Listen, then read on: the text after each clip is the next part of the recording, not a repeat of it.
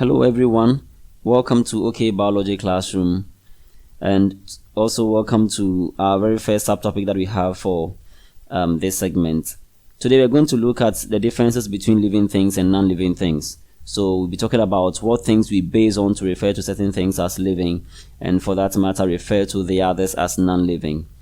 But before we get into the business for today, I would like to encourage you to subscribe to our YouTube channel so that you have our videos whenever they are released. Okay, let's enjoy the learning of biology together. So it's about living things and non-living things, and we say that at the end of this lesson the student would be able to distinguish between living things and non-living things by life characteristics.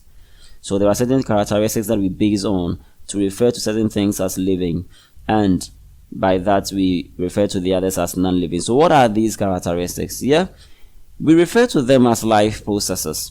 So there are certain things that some things in nature undergo, but other things in nature do not undergo. So those ones that undergo these processes, we refer to them as living, and the others that do not undergo these processes, we refer to them as non-living. So what are these? We are going to talk about 7 here.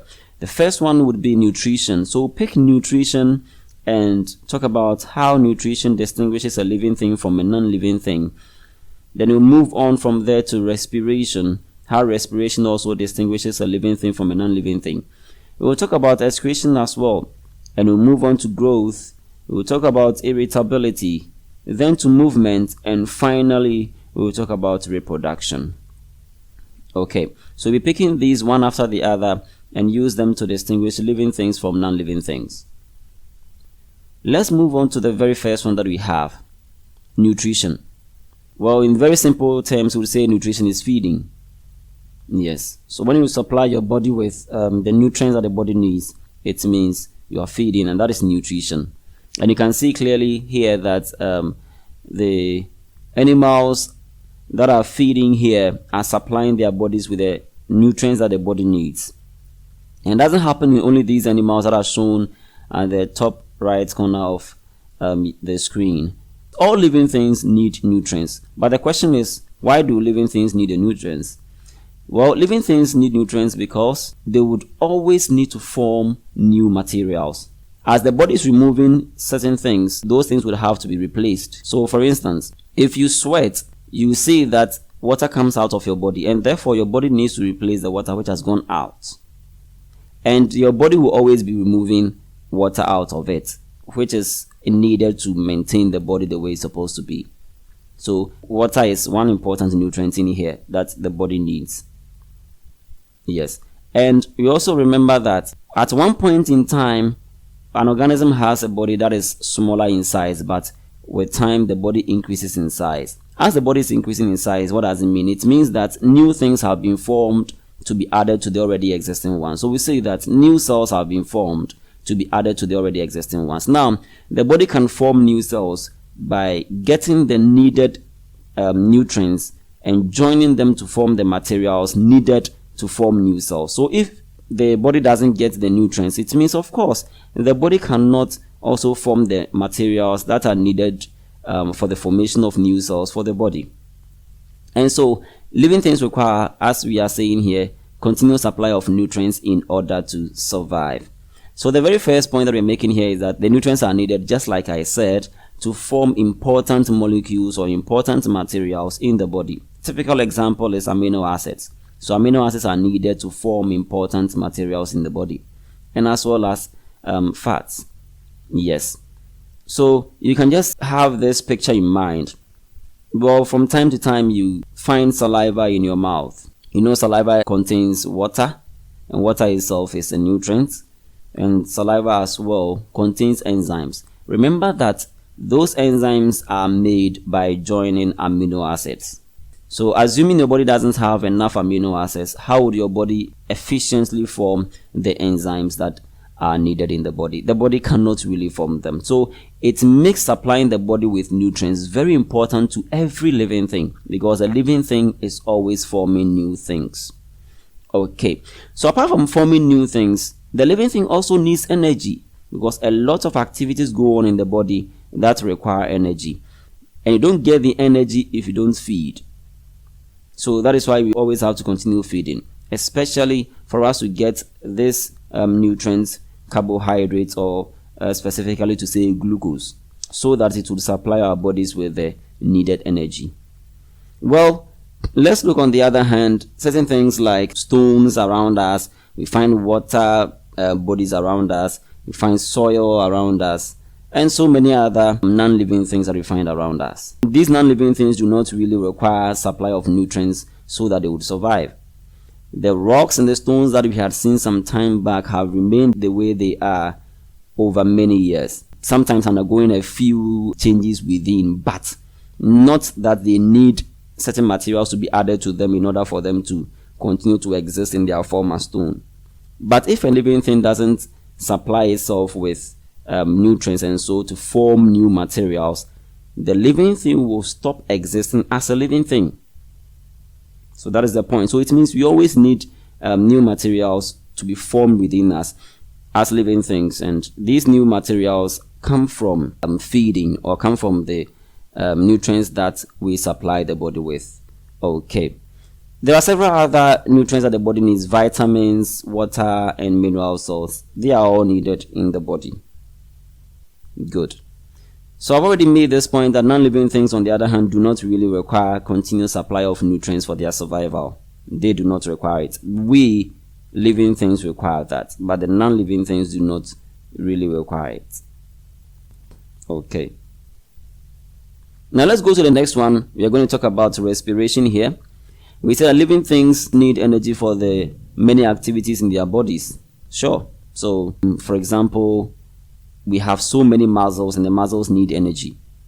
We have muscles within our arms, we have muscles in our legs, and we know that for you to be able to walk, the muscles make you walk. For you to be able to bend, your muscles would have to do that work for you. Muscles are also found within our heart. So the heart is able to pump blood because of the presence of muscles in it.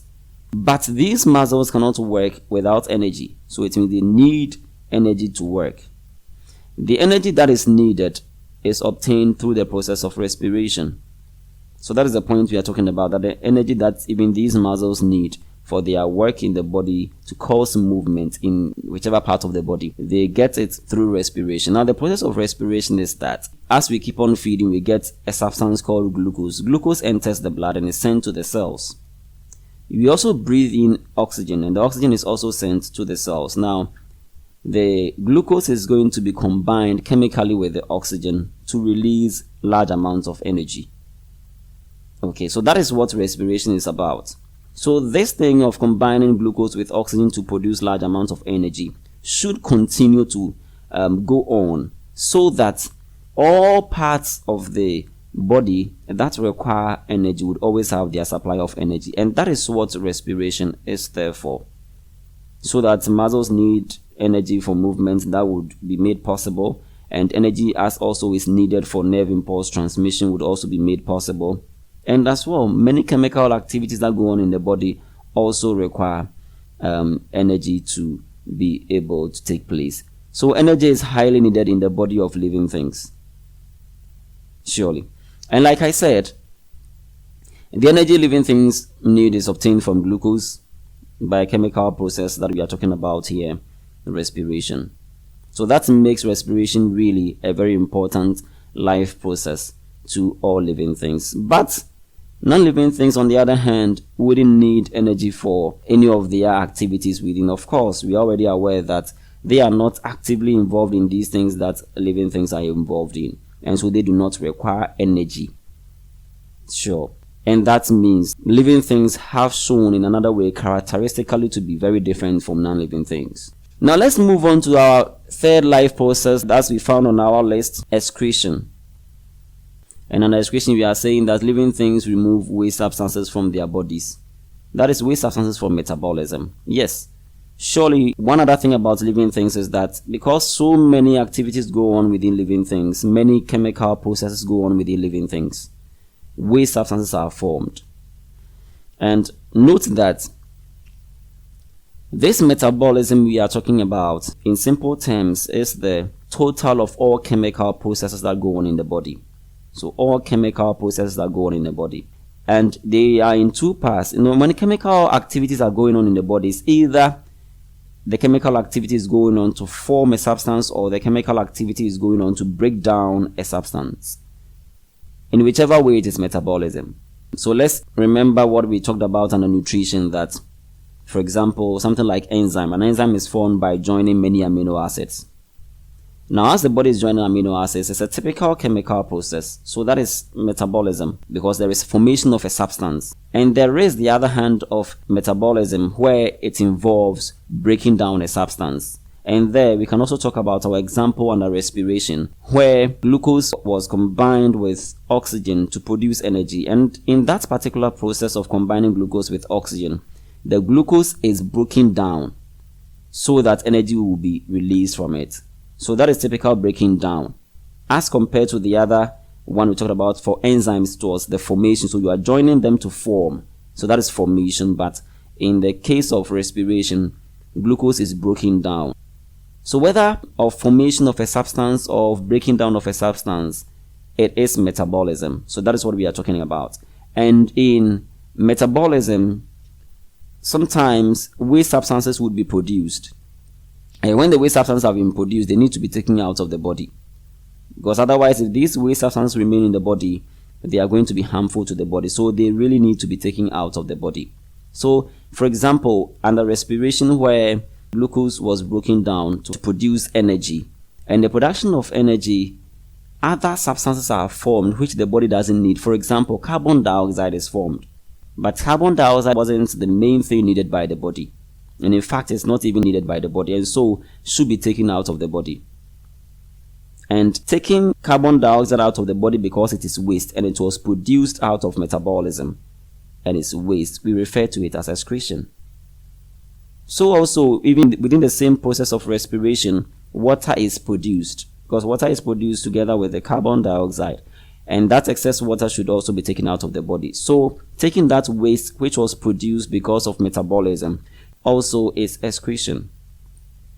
Yes, so there are so many waste substances that the body would always have to be taken out. For example, even urea. I've talked about carbon dioxide, I've talked about water, or in the case of respiration. But those are not the only means through which water would be released from the body. There are several others. But since I've given that particular example, we can rely on that for now. Yes, for now. Because what we are doing here is introductory, so we can limit ourselves to very few examples. So for carbon dioxide, I talked about the case of respiration, where carbon dioxide is produced as a waste product as well as water. And we have urea also being produced. Many times, if the body has excess of amino acids, it breaks them down, because the body wouldn't store the excess amino acids, so it would have to break them down. And in breaking down the excess amino acids, that would result in the formation of urea. So urea is one of the products, and urea is toxic to the body. When urea remains in the body, it can be harmful to the body, and so it should be taken out of the body. And the breaking down of amino acid that resulted in the formation of urea is a chemical process that took place in the body, and it is metabolism. And since the waste was formed from metabolism, removing this waste of metabolism is excretion. This is something, excretion is something that all living things continue to do in order to keep their bodies working and functioning properly as the living thing they are supposed to be. On the other hand, non-living things do not really need this. Yes, of course, because they are not going to bring in any new substance to form a new material for their internal components also. They do not do that. And so they wouldn't have to be undergoing metabolism and wouldn't be forming waste substances. No. So one clear way to distinguish a living thing from a non-living thing is by basing on their excretory life. Okay. Now moving on, let's handle the fourth one, which is growth. Yes. I would simply describe growth as increase in size. Yes, as increase in size. One other thing about living things is that living things increase in size. Living things don't remain the way they are all the time.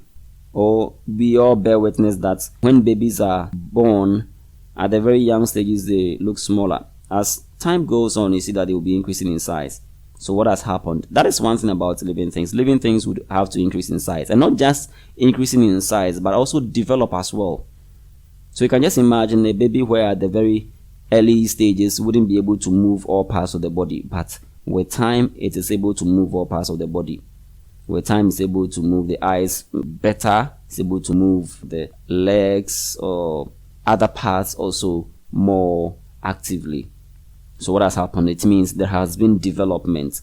So as living things are growing, we are not only increasing in size, but we also develop in so many things. Exactly so. So growth is one way we distinguish living things from non-living things. Yes, growth is one way that we can identify what a living thing is. But what actually contributes to growth? Yes, we say that organisms increase in size by two main things. One, by cell division. The cells that are already present within an organism will continue to increase in their numbers. Especially at the early stages, they will continue to increase in their numbers. So, just like I talked about the case of a baby, very small in size. By the time this particular child is at age, let's say 13, you can just imagine what the height and size gap would be like.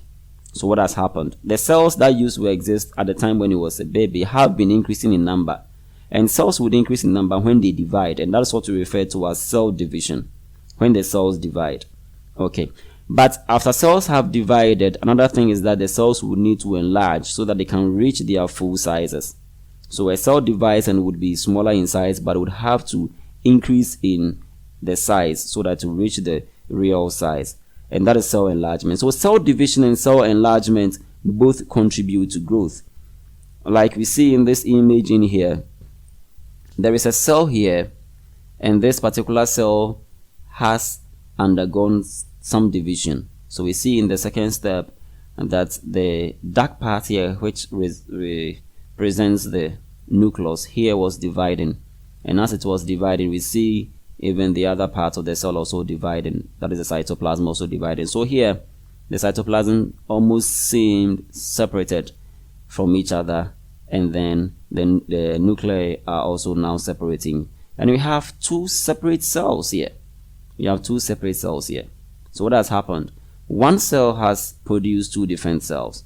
So in a situation where this cell also produces two different cells, and this one also produces two different cells, it means you're going to have four cells. And remember that those four cells, if we trace back, they were formed from this particular one cell. Yes. So as the cells are increasing in number, then the organism is also growing, and for that matter, developing as well. So that is what living things undergo. But non-living things, on the other hand, do not grow. Well, some of them can undergo certain chemical changes within, but for real growth, which is contributed by a cell increasing in its number as well as enlargement of these cells, these things do not take place in non-living things, but they take place in living things. So growth is another life process on which we base to refer to certain things as living and others as non-living. Okay, and let's move on to irritability.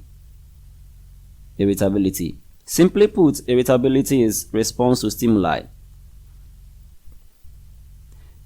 When a thing is able to respond to a stimulus, that is irritability. So for example, someone may touch you from behind and you turn as a response to the touch. You tend to look at who did that particular thing.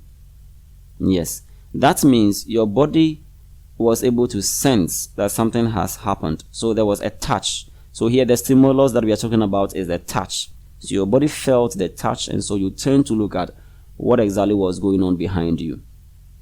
And doesn't happen only to us as human beings. The animals and the prototypes, they all respond to stimuli of different forms. There are so many stimuli that we respond to. So light is another stimulus, sound another stimulus, and as well as heat. Yes.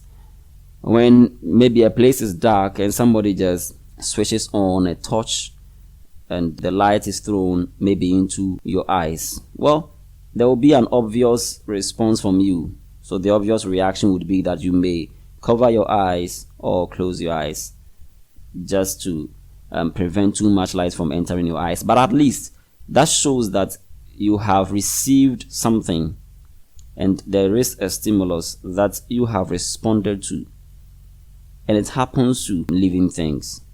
Okay, but non-living things do not respond to any form of stimulus. You can throw light towards any non-living thing, there wouldn't be any response. You can touch any non-living thing, there wouldn't be any response.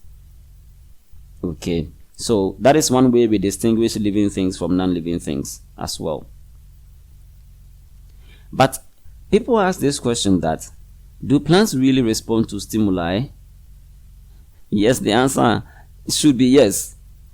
Plants respond to stimuli, but the difference is that the way plants respond to stimuli is different from the way animals respond to stimuli. Animals are very quick in their response to stimuli, but plants are quite very slow in their response to stimuli. Although there are some plants that also respond fairly well to stimuli.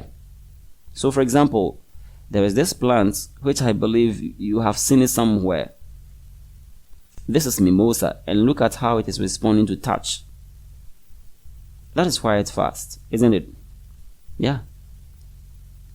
So it is responding to touch, but it's a plant. Plants respond to stimuli in their own way. So for example, when there is sunlight, the sunlight is light, and when you place a seed in the soil and it's germinating, remember that the shoot that is where the leaves and the branches are going to be. So they would respond to the light by growing upwards. So they are responding to light, so they will grow upwards in response to light. So not all plants would respond as fast as the mimosa is doing in this particular instance that we are seeing, but they would also respond quite well. Okay. Now we are moving on to our last but one life process by which we distinguish living things from non-living things, and that is movement. Yes. So we say that some living things like animals and certain prototypes, they need to continuously search for food or to find mates and sometimes to escape predators. And you can't stand at one particular point or be at a particular location and expect to find your food. So what animals do, and some of these prototypes would do, is that they need to change location. And in changing location, it means that you are moving. So they would have to move to search for food, or to find mates for reproduction, or if you feel you are being attacked by another organism, you'd have to escape. You can't continue to be in your same old position expecting that you'll not be identified by your predator. So to escape, you need to move. So these are basically some of the reasons why actively moving organisms like animals and some of these prototypes, these are some of the reasons why they would move. Okay, but when you go to the case of plants movements would rather take a different shape, because plants do not move because they are going to search for mates. No, plants do not do that. Already they have agents that help them in their reproduction, especially those that undergo the sexual reproduction. So for what reason do plants move? Plant movement is actually in response to certain things. Let me say some of the stimuli that we're talking about. So plants would move in response to light, which I talked about under irritability, that they would grow, their leaves, the branches would grow towards the light. That is their movement. It is a very slow kind of movement, but that is their movement, and they are moving towards light so that they can receive enough of the light for their activities. Yes, so let me move on and come to something like gravity. Plants have roots, and the roots also grow deep down into the soil, and that is a response to gravity, to have a firm hold into the soil, into the ground. So they would respond, the roots would respond to the direction of gravity, and that they would also grow towards it. And in going towards that particular direction is their movement. Right. But you compare these living things to non-living things and realize that non-living things, on the other hand, do not move by themselves. For a non-living thing to move, it would have to be moved by something. Maybe by another living thing, or by maybe a certain other factor that is in motion, like maybe wind, water. Yes, these things can move non-living things, but for a non-living thing by itself to move, no, that doesn't happen. Okay, so movement is another way that we distinguish between living things and non-living things. Right, finally, let us go to the very last life process that we are going to consider here: reproduction. Well, living things would always have to be producing new living things of their kind. And for what reason? Because there will come a time when the already existing living things wouldn't continue to exist, and so they need new ones to come and replace them. So human beings are existing now. We know that a certain time would come, we wouldn't be existing, and so we need new human beings to replace us. So it means we'd have to bring forth new ones that are of our kind so that they would replace us. All the animals do same, plants do same, the prototypes do same, a fungus would do same, yes, of course, and the bacteria would also do same. So that is why we keep on seeing all these organisms in existence. In fact, if an organism at a certain point in time, or a group of organisms at a certain point in time, do not reproduce any longer, then it means that they are going to go extinct. That means their kind would cease to exist after some time. So just imagine if human beings are not giving birth again for about 200 years or so. That means by the time of the 200th year, there wouldn't be any human being existing any longer. And I doubt if anyone can even live up to the 200 years. So it means even the one who lived longest, maybe 100 plus. So even if that particular person is not going to live forever, and it means that by the 200th year, all human beings are also going to vanish from the surface of this earth. So that is the reason why we always need new ones to be produced, so that the new ones will replace the old ones, and to keep life continue existing. Yes, so it is done by all living things, as I said. And I said it's needed so that their kind would not die out. Good. But non-living things, on the other hand, do not produce young ones of their kind, sure, because they exist the way they are, and that is how they will continue to be. Yes. So non-living things do not produce young ones of their kind. Yes, so these are the 7 life processes that today we have talked about as the means of distinguishing living things from non-living things.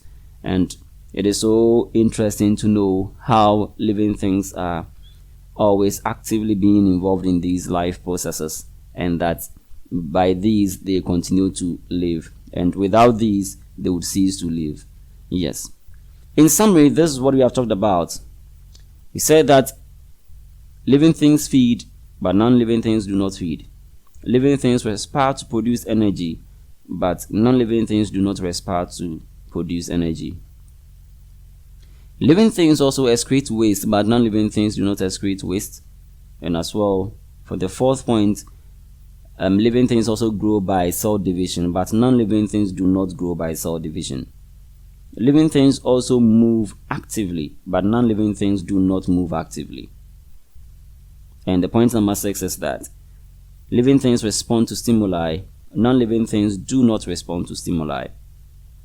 And finally, we came to talk about the fact that living things also reproduce by themselves, but non-living things do not reproduce by themselves, which is also another very important point. Okay, so this is what we have for today, and we have some few questions for you to try. We will add an email address as well as a WhatsApp number, so that when you try these questions, you submit your answers to us through the links that are going to be provided.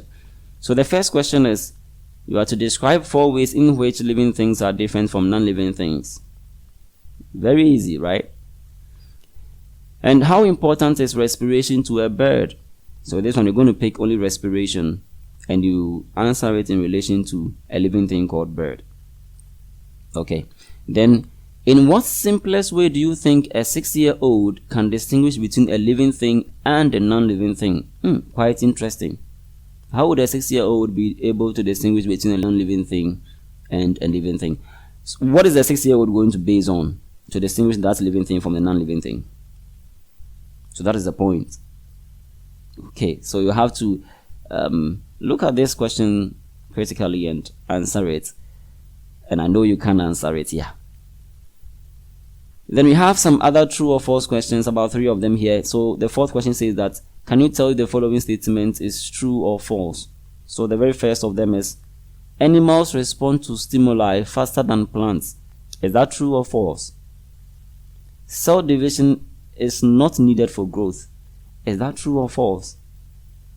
And finally, respiration is important to living things because of energy. Is that true or false? Okay. So these are the questions that we have for you after the lesson today. And I am of much hope that everyone would be able to answer all these questions. So hope to hear from you on these questions as well. In our next lesson, we are going to look at cells. So we're going to look at cells, and that will be the introductory part, because there will be subsequent lessons that will also be handling other things about cells. Okay, so we're going to look at cells, the introductory part. Then later we'll move on to those ones that look like cells, as if they are cells, as if they are not cells, as if they are living, as if they are not living, what we refer to as the eukaryotes. And we talk about the prokaryotes as well, then we move on to the eukaryotes. Yes, so we're talking about all of these. But for the very next lesson, we are going to talk about cells. Okay, so thank you so much for being part of today's class, and I would like to continue to encourage you to subscribe to our YouTube channel so that you have access to our videos as and when they are released. Okay, thank you, and see you in the next class.